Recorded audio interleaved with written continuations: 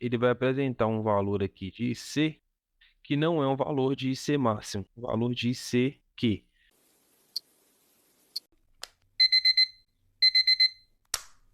Ainda falando sobre transistor como chave, para eu ter um transistor operando como chave, eu preciso fazer uma polarização que é via um resistor de base, um resistor na base do transistor, e aqui no coletor eu tinha uma carga qualquer.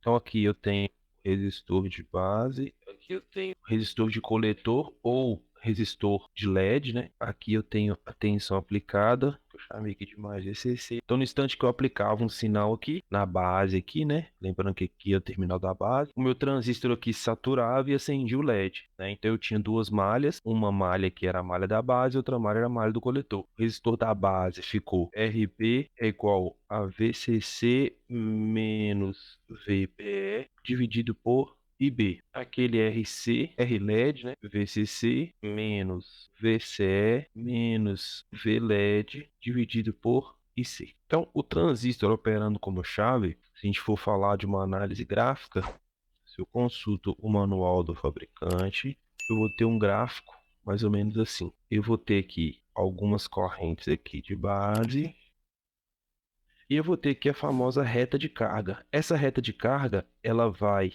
aqui de IC máximo até aqui embaixo, que é o VCE máximo. Então a reta de carga é isso aqui, ó. É uma reta que passa por esses dois pontos. Dessa parte do gráfico aqui é IC e aqui embaixo é VCE. Os valores aqui que eu tenho nessa reta de carga aqui, em cada extremo eu tenho dois valores máximos. Nesse ponto aqui da reta, ó, o meu transistor está em saturação. Por que saturação? Porque o meu IC vai ser máximo e, em compensação, o meu VCE aqui, olha, vai ser próximo de zero. E o outro ponto do gráfico, que é esse ponto aqui de baixo, ó, o meu transistor vai estar em corte. Por que em corte? Porque esse ponto aqui é o ponto de VCE máximo.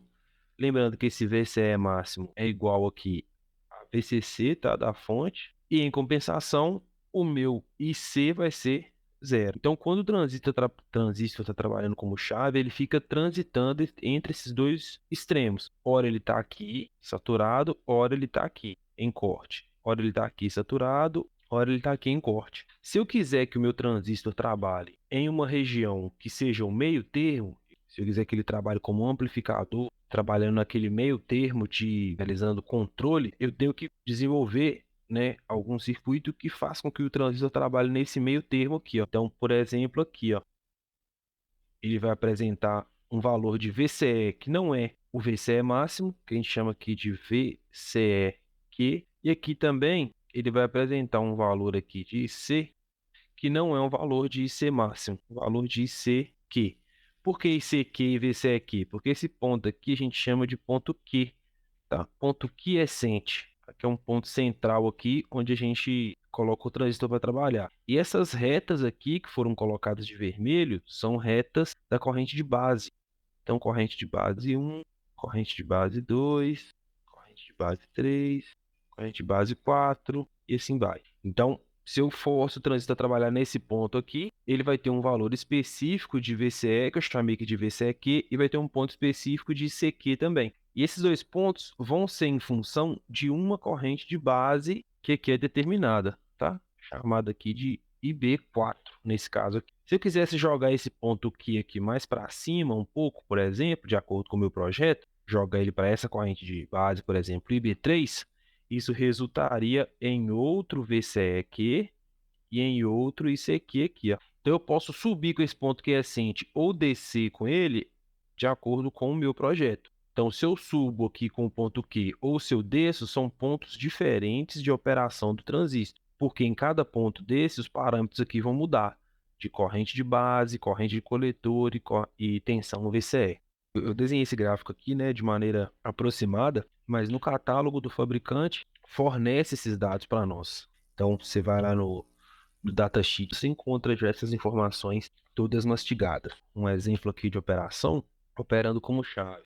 Pensa na seguinte situação, olha, você tem um sistema, a gente tem então o Arduino. O que que é o Arduino, né? É um circuito, é uma placa, por assim dizer, que ela tem um microcontrolador Que a ideia é o quê? Você faz uma programação e ele aciona as saídas de acordo com o que você programou. Então, o Arduino tem entradas e saídas, né? Nas entradas você pode colocar sensor, né? Você pode colocar botão, você pode colocar o que seja. Ele tem um núcleo de processamento, e nesse núcleo de processamento você insere nele aqui um programa. Então, ele lê as entradas, né? De acordo com o que você colocou, processa o programa e ele atua as saídas de acordo com a lógica pré-estabelecida. Tá? Então, a ideia dele é o quê? É controlar. O Arduino, ele tem uma saída que fornece uma corrente muito baixa. Esse pino de saída ele tem que acionar, por exemplo, um motorzinho. O Arduino não é capaz de fornecer uma corrente para acionar esse motor de forma direta, esse motorzinho aqui de forma direta, porque a corrente máxima que ele consegue fornecer aqui é uma corrente muito baixa, porém ele é muito usado no controle e no acionamento de cargas do tipo motores. Qual que seria uma ideia para eu conseguir acionar um motor a partir do Arduino? É eu fazer uma interface, né? Essa interface é chamada de drive. E esse drive eu consigo fazer usando transistores. O que eu vou fazer? Eu vou pegar um transistor de potência e vou ligar ele, ó, entre o motor e a saída do Arduino. Então aqui eu ligo numa fonte e aqui é o meu resistor de base. Então eu uso aqui, por exemplo, sei lá, um TIP 31, que é um modelo aí de transistor que suporta aí até 1 ampere. O que vai acontecer aqui então? Quando o Arduino mandar um sinal para acionar o motor, na realidade, olha, ele vai mandar um sinal para acionar o transistor. Quando ele mandar esse sinal aqui na base do transistor, o transistor vai fazer o quê? Saturar. Quando o transistor saturar, ele permite que uma corrente passe aqui nesse sentido, ó, a corrente aqui IC vai passar nesse sentido. Se a corrente passa nesse sentido, ela aciona o motor. Então perceba que eu fiz uma interface, olha. A corrente que aciona o motor, ela não sai do Arduino, porque o Arduino não aguenta. O que sai do Arduino vai acionar o transistor, mandar um sinal no transistor e o transistor aciona o motor. Isso é um exemplo, né, de drive que acontece o tempo todo aí em circuitos eletrônicos.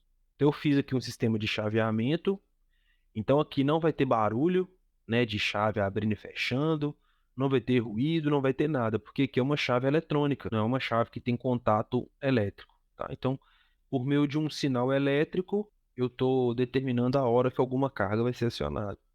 Aí surge uma pergunta. Imaginando que esse motor ali seja um motor de corrente contínua, eu tenho a seguinte situação, olha, vamos pensar.